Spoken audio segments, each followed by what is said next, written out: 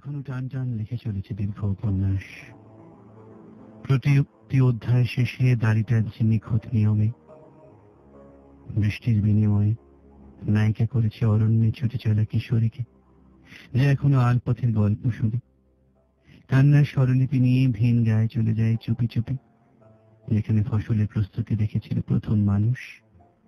কেউ কেউ তাকে তীর্ধনুকের কথা বলেছিল, নিয়মের রাতে বন্ধ দরজার নির্বিকার অমোঘ নীল বিশ্ব একদিন মুছে যায় বৃষ্টির জললিপিতে। কে আর মনে রাখে বদ্ধভূমির আদিম আর্তনাদ? এখনো ঠিকঠাকই আছে শব্দের রূপমালাগুলি, হবিন্যস্ত হয়নি এখনো কুসুমিত ফসল।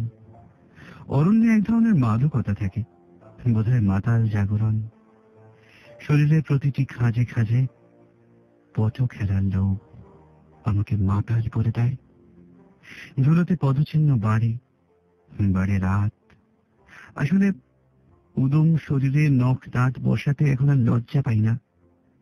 নিশি যাপন শেষে অরণ্যে ছুটতে থাকা কিশোরীগুলি শুধু নিবিড় যুবতী হয়ে ওঠে কালের লজ্জায়, সংবাদে, শিরোনামে।